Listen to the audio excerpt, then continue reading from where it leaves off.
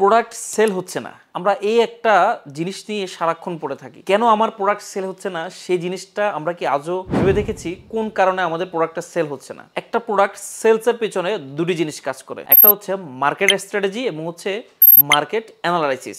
যদি আপনি এই দুইটাকেই সুন্দরভাবে যদি গুছিয়ে রাখতে যদি পারেন, অবশ্যই আপনার প্রোডাক্ট সেল হবে এবং আপনি মার্কেটে দাপিয়ে বেড়াতে পারবেন। আসসালামু আলাইকুম, আমি ইমদাদুল হক, রাজধানী ফুড প্রোডাক্টসের পক্ষ থেকে সকলকে জানাই আন্তরিক শুভেচ্ছা। প্রোডাক্ট সেলিং এই ব্যাপারটাকে আমরা খুব ইজি ভাবে নিতে চাই না, আবার খুব যে একটা জটিল ব্যাপার সেটাও কিন্তু না। প্রত্যেকটা প্রোডাক্টের আলাদা আলাদা মার্কেট রয়েছে এবং সেই আলাদা আলাদা মার্কেটের উপর বেসিস করে ওই প্রোডাক্টের সেলসটা হবে। তো আপনাকে বুঝতে হবে আপনি যে প্রোডাক্ট নিয়ে কাজ করছেন ওই প্রোডাক্টের মার্কেট অ্যানালাইসিস কতটুকু এবং মার্কেট স্ট্র্যাটেজি কতটুকু। অবশ্যই আপনি মার্কেটে যাওয়ার পরে এই দুটো জিনিসকে অবশ্যই প্রাধান্য দিবেন। এবার আসি মার্কেট অ্যানালাইসিসটা কি। মার্কেট অ্যানালাইসিস বলতে আপনি যে প্রোডাক্টটা নিয়ে কাজ করছেন সেম ক্যাটাগরির কি পরিমাণ প্রোডাক্ট মার্কেটে রয়েছে সেটার উপর ডিপেন্ড করে আপনার একটা ধারণা নিতে হবে, এবং ওই প্রোডাক্টের ধরন, ওই প্রোডাক্টের কোয়ালিটি, ওই প্রোডাক্টের ক্যাপাসিটি সবকিছুর উপর ডিপেন্ড করা হচ্ছে আপনার মার্কেট অ্যানালাইসিস। এর একটা ডেটা কালেক্ট করে আপনাকে নিজেকে আপনার প্রোডাক্টের উপর পেমেন্টটা অ্যাপ্লাই করতে হবে।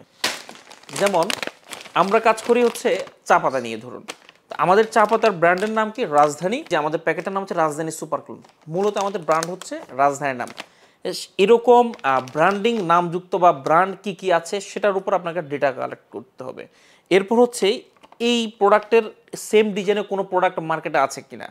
এরপর হচ্ছে এই প্রোডাক্টের মতো সেম কোয়ালিটির কোনো প্রোডাক্ট বা কোনো কোয়ালিটির চা পাতা মার্কেটে আছে কিনা, এই জিনিসটা খেয়াল রাখতে হবে। এরপর হচ্ছে এটার যে এমআরপি, এরকম সেম এমআরপি এবং সেম দামের প্রোডাক্ট মার্কেটে আছে কিনা, এই কয়েকটা জিনিস আপনাকে খেয়াল করতে হবে। সেটা যে কোনো প্রোডাক্টই হোক, এই জিনিসগুলো খেয়াল করে আপনি আপনার প্রোডাক্টের উপর এগুলো অ্যাপ্লাই করতে হবে।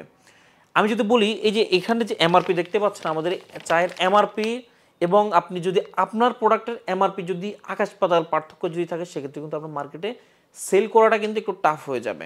শুধুমাত্র যে আমি গদবাদা এমআরপি দিয়ে দিলাম নিজের মতো করে আমার প্রোডাক্টটা সেল হবে তাও কিন্তু না। মার্কেট অ্যানালাইসিস করে কিভাবে কোন দামে সেম প্রোডাক্টগুলো সিমিলার প্রাইসে ডিলার এবং পাইকার হোলসেলারদের কাছে কিভাবে যাচ্ছে সেটার উপর ডিপেন্ড করে আপনার কিন্তু প্রোডাক্টটার ক্যাটাগরি সাজাতে হবে। সো একটা প্রোডাক্ট সেল করার ক্ষেত্রে প্রোডাক্টের আপনার অ্যানালাইসিস, মার্কেট অ্যানালাইসিস করাটা সবচেয়ে জরুরি। এরপর আসি হচ্ছে স্ট্র্যাটেজি। স্ট্র্যাটেজি বলতে আমরা কি বুঝি?